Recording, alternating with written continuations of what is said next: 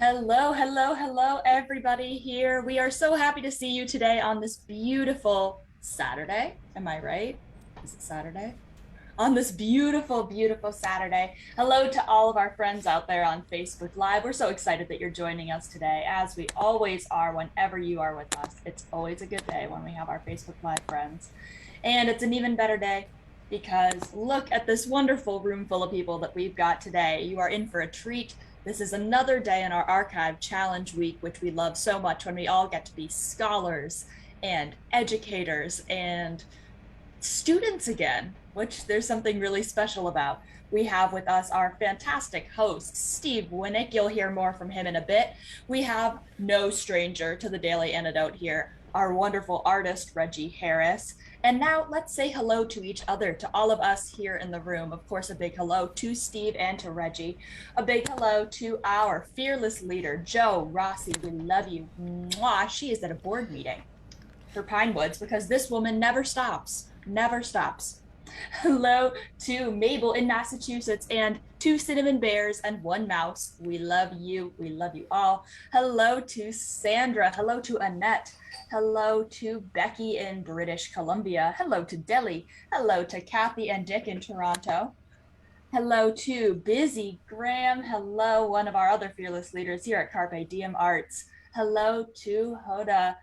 And hello to Susan G. Hello to Arlene in Berkeley, California. Hello to Sheila in Florida. Hello to Cricket. Hello to Sue Sean. Hello to Kate at home. Hello to Sarah in Texas. Hello to Kathleen in Albuquerque. Hello to Harriet in Illinois. Hello to Peter in Syracuse. Hello to Johnny, Amanda, and Miles in Michigan. Hi, guys. Hello to Bronwyn in Victoria, British Columbia. Hello to Luda and Mark in Victoria, British Columbia. Big hearts to both of you. Hello to Graham. Hello to Cliff in Vermont. Hello to Heidi in Silver Spring. Hello to Storm. Hello to Carolyn in Boise, Idaho. Hello to Trish. Hello to Steve and Michelle. Hello to Susan in Seattle. Hello to Jim in New York City. I'm also in New York City, Jim. Hello to Susan S in Tacoma Park. Susan S, that doesn't even narrow it down. We've got so many Susans here. I love it. Hello to Caroline in DC. Hello to Fred in Silver Spring. Ruth in Birmingham, England. Phil in Totnes. Rosalie in Michigan, right? I'm testing my memory of all of the states' abbreviations. You can tell I have not been in United States geography in a couple of years. Hello to Bonnie in Boise. Carol in Connecticut, David, and I already got Bronwyn, and Loriana, Kachina, and Courtney, and Gary, Martha, Isabel, James Fields. So I think that is everybody who is with us today, but a huge hello to all of you. And now I am delighted to turn it over to our fantastic co-host, Steve Winnick. Take it away, Steve. Hello, everyone. Welcome to the Daily Antidote of Song. And I'm not going to name you all by name, but I'm happy to see you all, and I love to see you all in the room. My name is Stephen Winnick, as Aaron said, and I was trained as a folklorist, but I work at the Library of Congress, where they call me a folk life specialist. That's what they call folklorists in the government, strangely enough. So I work at the American Folklife Center at the Library of Congress, and we are now on day 6 of our 5th Archive Challenge Partnership Week, when we ask people to learn a song from the archive and perform it in the Daily Antidote of Song. So just as a little background, the Library of Congress was established in 1800. That was when President John Adams approved an act of Congress that would move the capital from Philadelphia to Washington, D.C., and it provided $5,000 worth of books for the Congressional Library. So it's officially the country's oldest federal cultural institution, and it is also now the largest library in the world. Now, the American Folklife Center itself is just a very small part of that library. We have a staff of 28 people, and the library has a staff of about 3,200 people. So as you can see, we're a minuscule part of the library, but even so, we have an archive of over 6 million items, which include sound recordings, motion pictures, photographs, and many, many manuscript pages. We tend to focus on the sound recordings here, of course, in the Daily Antidote because the music is so wonderful. In addition to that, we provide reference service. We have a concert series, we have a lecture series and a symposium series. We do blogs and podcasts, which is largely what I do. And one of the fun things that we do is the Archive Challenge, where again, we invite artists to learn a song from our collection and perform it. And we do this in different kinds of venues, but one of our favorites is the Daily Antidote of Song.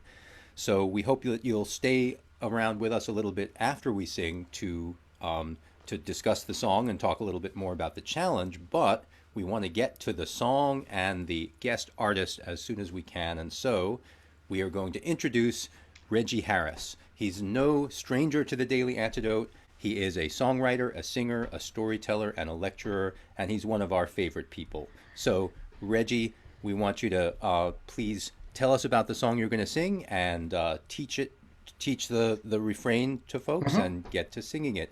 Reggie will be singing a deeply meaningful song from a particularly interesting field recording of ours. So take it away, Reggie. Well, thank you, Steve, and it's great to be here with all of you. It's great to see your faces. And the song that I chose to sing is the song that was highlighted and quoted at the end of the I Have a Dream speech by Martin Luther King Jr. And the song is Free at Last. And it's like many of the spirituals, it's in call and response. And so I will teach you that chorus. It's a song that I actually did not hear a lot growing up. It wasn't sung in my church. It wasn't really sung in my community. But having heard that song quoted in the speech, some years later when I started doing a program on the civil rights movement, it was a song that Kim and I sought out. And so the song goes like this. The chorus is, free at last, thank God Almighty, we're free at last. Free at last, thank God Almighty, we're free at last. Very simple. Hope this is a good key for all of you. Free at last, thank God Almighty, we're free at last. Free at last, thank God Almighty, we're free at last. Again, free at last, thank God Almighty, we're free at last. Free at last, thank God Almighty, we're free at last. And then the verses come in behind that are call and response. So I would sing, one of these mornings so bright and fair, thank God Almighty, we're free at last. Gonna put on my wings and try the air. Thank God Almighty, we're free at last. Chorus, free at last, thank God Almighty, we're free at last. Free at last, thank God Almighty, we're free at last. So you see, it's one of those songs that over the course of years people could use very simply, and they could just pop in the verses. Sometimes they're called zipper songs or zipper verses, because you can basically say anything in those frames in the couplets. So we'll just sing it. You might want to get yourself clapping. Oh, free at last, thank God Almighty, we're free at last. Free at last, thank God Almighty, we're free at last. Again, free at last, thank God Almighty, we're free at last. Free at last, thank God Almighty, we're free at last. One of these mornings so bright and fair, thank God Almighty, we're free at last. I'm gonna put on my wings and try the air. Thank God Almighty, we're free at last. Oh, free at last, thank God Almighty, we're free at last. We're free at last, free at last. Thank God Almighty, we're free at last. If you get there before I do, thank God Almighty, we're free at last. Tell all my friends I'm coming to. Thank God Almighty, we're free at last. Free at last. Free at last. Thank God Almighty, we're free at last. Free at last. Free at last. Thank God Almighty, we're free at last. I wonder what old Satan's grumbling about. Thank God Almighty, we're free at last. Cause he's chained in hell and he can't get out. Thank God Almighty, we're free at last. Free at last. Free at last. Thank God Almighty, we're free at last.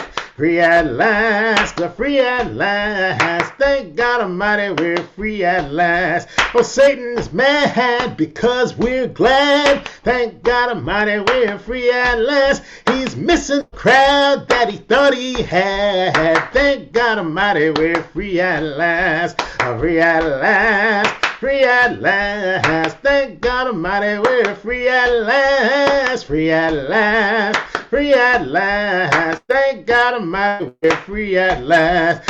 Jordan River is chilly and cold. Thank God Almighty, we're free at last. It chills the body, but not the soul. Thank God Almighty, we're free at last. We are free at last. Free at last. Thank God Almighty, we're free at last. We're free at last. Free at last. Thank God Almighty. Sing again, say free at last. Free at last. Thank God Almighty, we're free at last. Free at last. Free at last.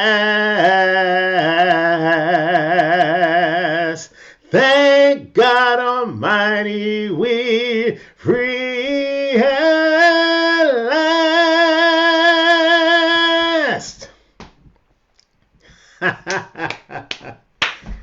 Free indeed.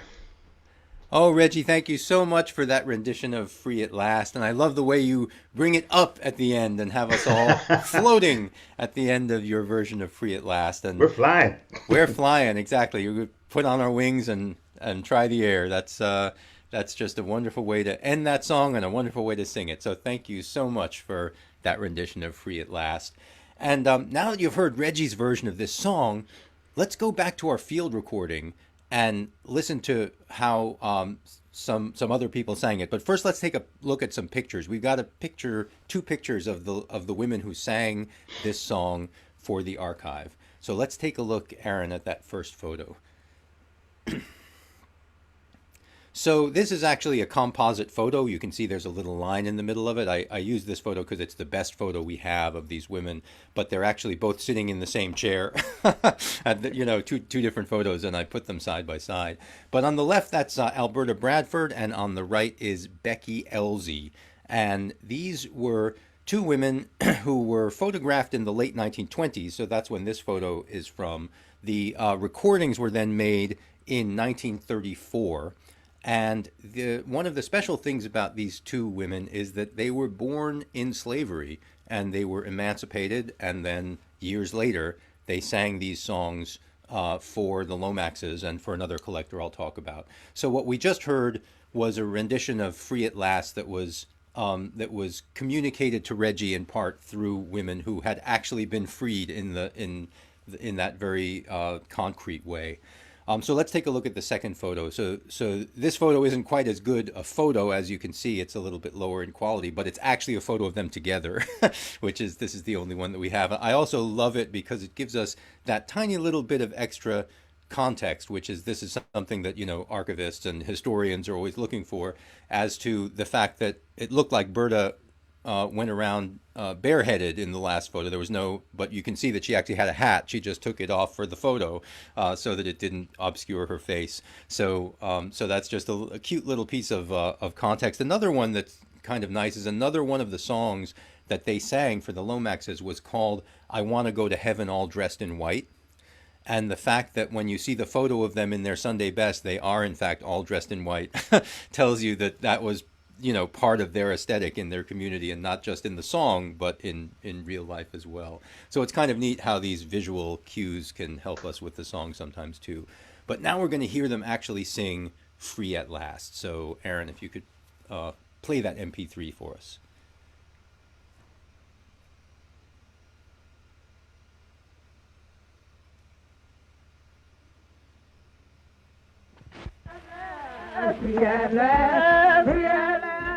Thank God, my God, fearless. Oh, sweet and sorry, have me sad. Thank God, my God, fearless. I broke the chain, God, fearless. Thank God, my God, fearless, fearless, fearless. Thank God, my God, fearless.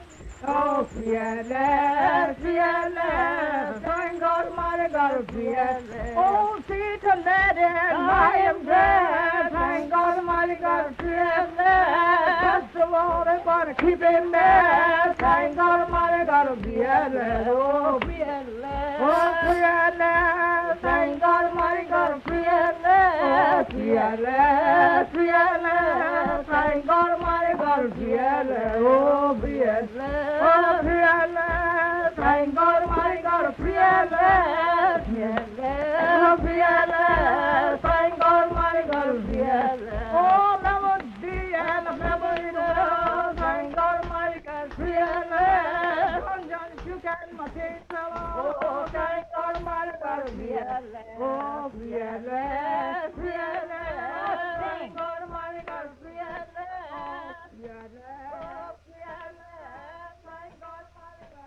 So again, Alberta Bradford and Becky Elsie were their names, and we know about them because in the 1920s there was a guy who was really interested in spirituals, and he's a guy whose name you might know. So there was a man named E.A. McElhenney. Does that name sound familiar to anyone? Give me a thumbs up if you have any idea who E.A. McElhenney might have been. So E.A. McElhenney, I've got my little visual aid here. E.A. McElhenney is a name that you might have seen on a bottle of Tabasco sauce at some point, because his father invented the Tabasco sauce recipe, and he was the first person to market it. And he grew up in Avery Island, Louisiana, and he became very interested in spirituals through befriending a black woodsman who helped him understand how to go hunting and how to do things around the outdoors.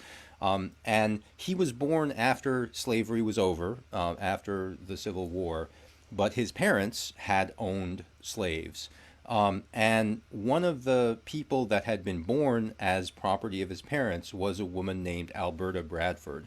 And when he was going around looking for spirituals, he heard that Berta, who already had a reputation within his family for being a very smart, bright little girl, they remembered her. There were family stories about how bright she was. He went looking for Alberta, and she was still living around there, and he found her, and she had a singing partner that she didn't like to sing without, and that was Becky Elsie.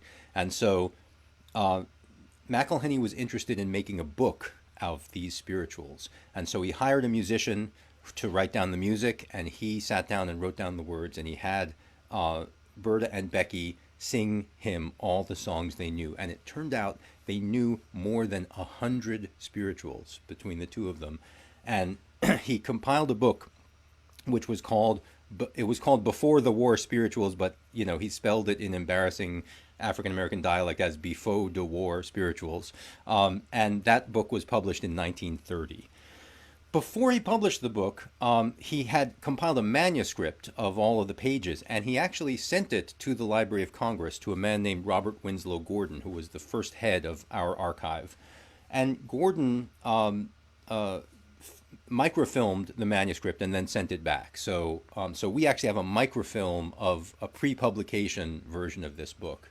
And through the existence of that, when John Lomax replaced Robert Winslow Gordon as the head of our archive, he became aware of Bradford and Elsie and their singing.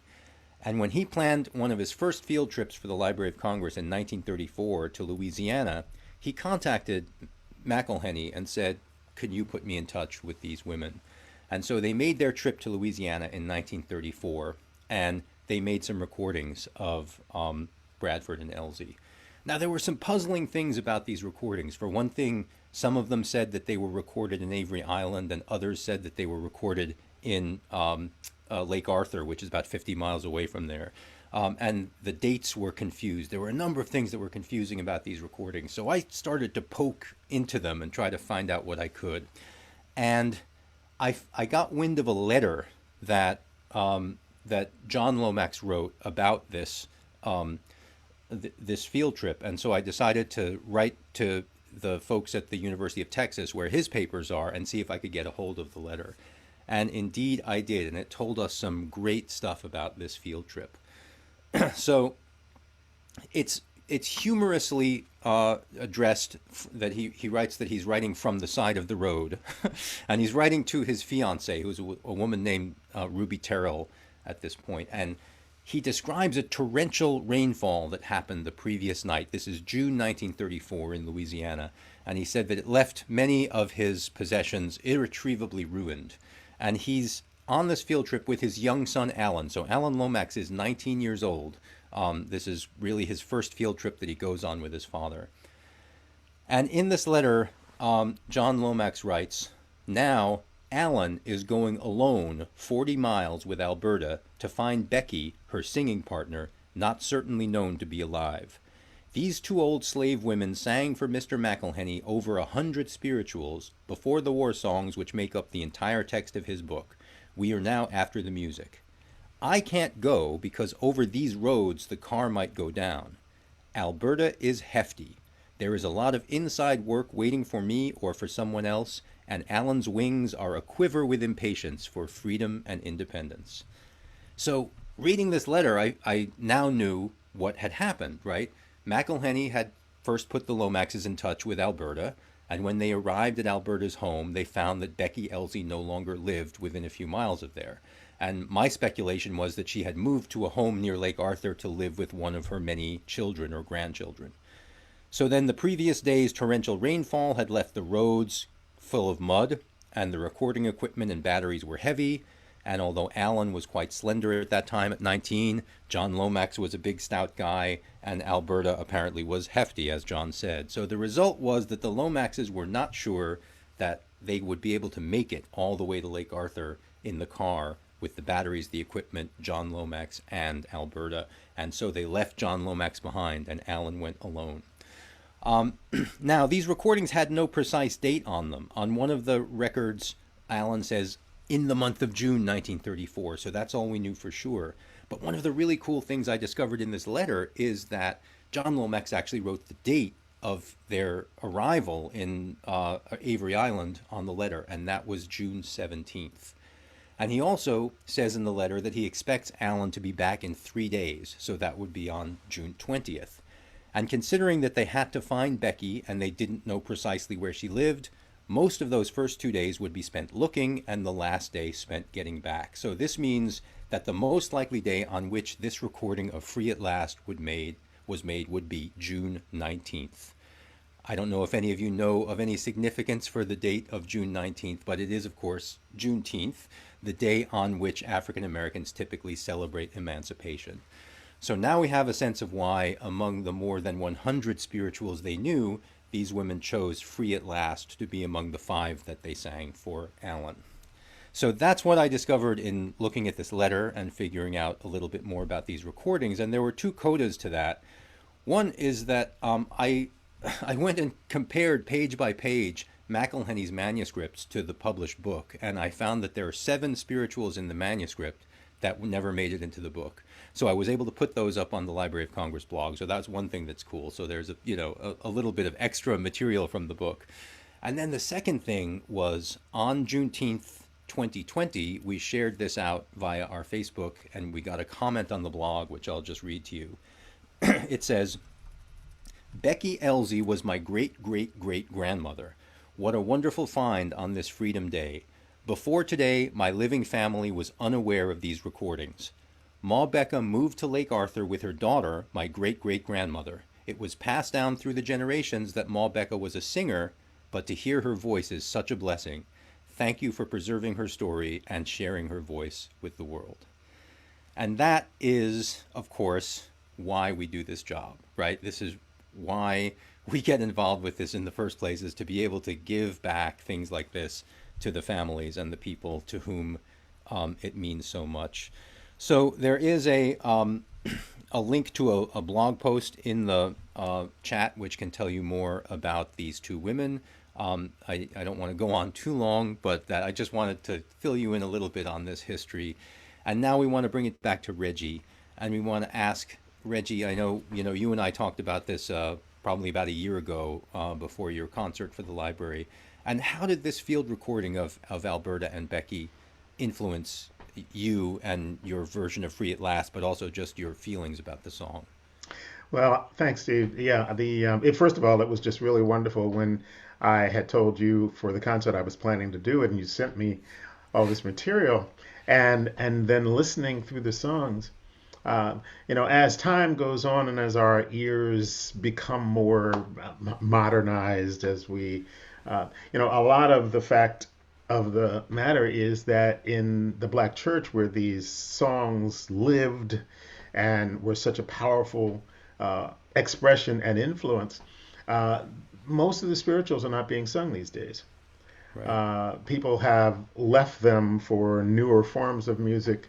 I think for music that doesn't have, for the most part, as much struggle in it as our world has changed. So one of the things that listening to these recordings, and two of the other ones that you sent me, Do Lord, and also, I wrote it down. One of the ones were, Give Me Jesus. Mm-hmm. Yeah. The texture of the songs and the way that people sang them is so informative of where the songs came from, of the spirit of and the energy that caused these songs to rise. So I think for the most part, for me, it was really getting back in touch with that. Sometimes we dress them up a little too much. I have been encouraged in listening to these women and to several other recordings to really connect emotionally to the songs. I love the fact that their version of At Free at Last, I took it to be a very celebratory song, obviously. But most people did not find freedom in their lives. Right. And so they were expressing something that was contained in hope. It was the hope of these songs singing into freedom that really contains a lot of the ingredients of what is so powerful about the song. So I think their voices continue to, and I love the fact that she did not want to sing the songs by herself, because these are community songs. Right. You would always be singing them with other people and tying in that framework of building community and building collaboration and building support. So that's certainly a big part of what I've taken from these recordings. Yeah, in fact, thinking about the way these were sung and seeing the descriptions that even McElhenney wrote about the way they were sung being reported from his friends, his African American friends, you really learn that this tradition was the same tradition that we call, say, ring shout in South Carolina and Georgia. They didn't necessarily use that term in Louisiana, but it's basically the same thing, where it's a communal singing of the song, not really individuals. And that's so true that the fact that she didn't want to sing it alone is very telling of that. I mean, another thing that's amazing about this song, and I know you worked a lot on Underground Railroad songs, which have this same quality, is that although the song nominally, if you listen to the lyrics, is about being freed from Satan and freed from sin, right? So we are glad and Satan's mad, is in the song. So the idea of freedom from physical slavery, from actual legal slavery, is subtextual in the song. It's not what they're actually nominally talking about, right? and that allows them to be expressing this opposition to slavery almost openly some of the time, because it has this dual meaning quality. So how have you found that operative in some of the songs that you've sung over the years? Well, I've used them, so often in the shows that I do around the Underground Railroad and into civil rights, that and I know that this is also a component of the blues, that you could sing about your girlfriend being untrue or whatever, and you could actually be singing about your boss. Right. Or the share crop holder. Yeah, the I think that level of acuity to knowing what your situation is and to understanding what it is about your situation you can express openly and what you need to code, Yeah. really follows today when we talk about code switching and we talk about, the ways in which information and messages are placed in songs. You have one way that you can be, for example, in the larger society, and you have other ways that you can express to the community that you're really still struggling with. I think it's a power that, unfortunately, because a lot of these songs have ceased to be present in the community at large, the other thing that they did, and still do, because when we sing them, we get the benefit of these. Right. Those songs gave people an opportunity to offload some of that stress, to focus on acknowledging where it was they truly were, in terms of emotional and also physical proximity to oppression, Yeah. and then to rise above. They're saying free at last. Thank God Almighty, we're free at last. And that is exactly why Martin Luther King Jr. tagged that song at the end of that speech, because he was referring folks back to from where we had come, realizing that we ain't there yet. Right. Right. He was literally saying, someday we will actually be able to say, in the words of the great spiritual, free at last. Yeah. So it's wonderful how, as you say, the song speaks back to the past about some forms of freedom that we nominally achieved, and also, speaks forward to the future about what we still have to do in order to get there, to really get there. And so, yeah, I mean, just an amazing song. And I think one of the great things about this song in particular, and the way this recording kind of fits into history, is that, as you say, some of these spirituals aren't being sung as much anymore, but this one will always be remembered because of Martin Luther King's speech. There's no way anyone will forget that this was a great African American spiritual because of that, among other things. Perfect framing. Yeah, so what a wonderful song, and it's so great to have you here to sing it, Reggie. We are so happy to have you. So we wanted to just ask you sort of how things for you as a performer are going now that we're getting a little bit out of the lockdown we've been in for a while. Well, thanks for asking. I'm starting to do in-person performances again. Very cautiously kind of entering the landscape, since we are still dealing with the aspects of COVID-19, and also we're still just kind of very much involved in a lot of the eruption of awareness and knowledge and pain that we have suffered, not only as a nation but as a world. So I'm still very focused on addressing those issues that rose during the pandemic, helping to remind people that we, just like the song "Free at Last," we are still in the midst of reforming, reframing, and reorienting our world and ourselves in it. But I have a lot of new songs that I've written as a result of having the time off, so I'm introducing those into my new concerts. And I think I'm just really grateful. It was a very challenging time to come through for myself, but also for all of us. Yeah. And I'm really grateful that I had these songs and this history to tap into. I feel like I've come out of the last 2 years with a new sense of purpose and also a new sense of grounding. I feel like having come through all of this and having faced it, which is what the songs call us to do, that I have added volumes to what it is I'm able to share with audiences, with those that I sing with, and just in it real kind of reinforming my own mission to not only share these songs, but also the songs that I wrote really rose so much out of the spirituals canon, and I found my voice in a different way. So I'm kind of ready and raring to go for the next few months to redefine what it is I'm going to be doing in the world and where I'm going to be doing it. So it's a very exciting time. So glad to hear that. And tell us a little bit about your memoir, if you would. Well, I finished writing the first draft of a memoir that sort of a friend of mine came up to me right before the pandemic and offered to help me co-write a memoir, which I didn't know I was going to write. And all of a sudden, I had all this time. Yeah, why So when not? I wasn't writing songs, I was writing chapters in a book that is as yet unnamed. But I just, as a matter of fact, 2 days ago, had a meeting with the publisher of Skinner Books, the Mhm. editor at Skinner Books. So we're plunging into the editing process.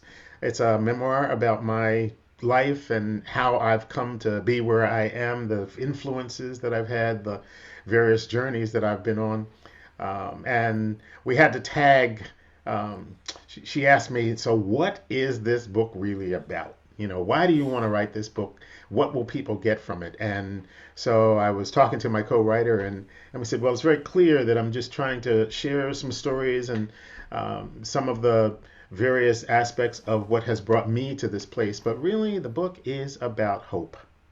The book is about a life that I have been able to live that is really the result of living into the struggle and the wisdom and the challenges that come from the people who have taught me so much in life and the songs that made all of that possible."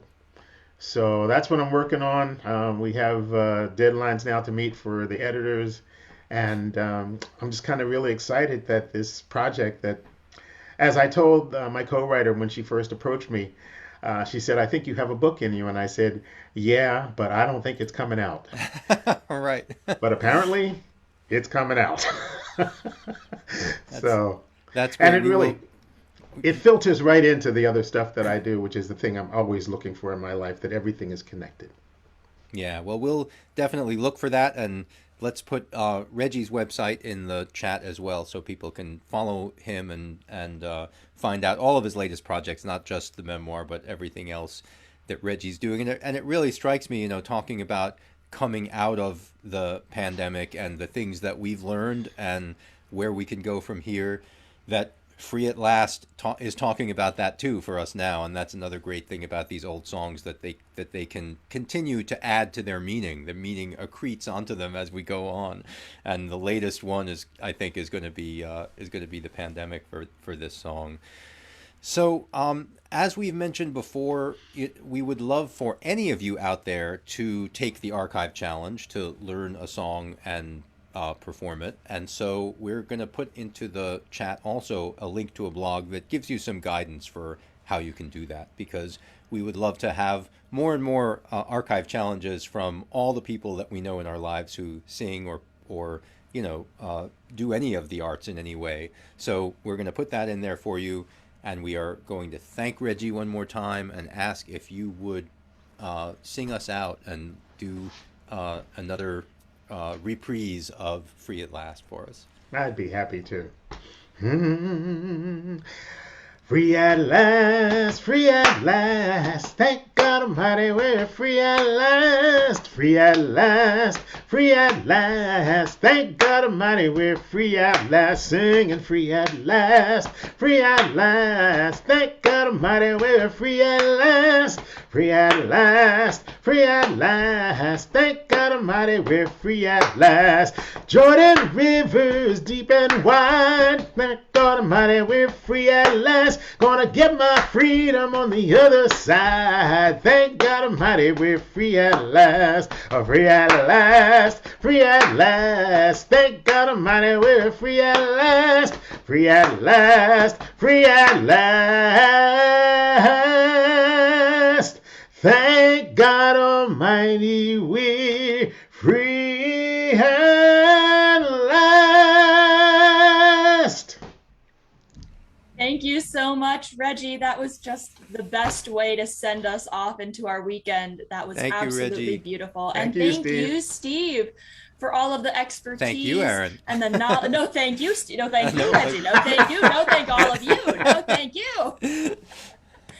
Truly, though, we are so lucky to have this space where scholars and musicians and just friends and listeners and appreciators like us can come together and learn a little more and talk a little more about all of this wonderful stuff. And this was a great, fantastic day. So, first of all, we would love to say goodbye and thank you to all of our friends out there on Facebook Live. We are always so happy to have you with us. And thank you Bye, for Facebook. sharing another day with us. Everyone, wave goodbye to Facebook. Bye, Bye, Facebook. Facebook.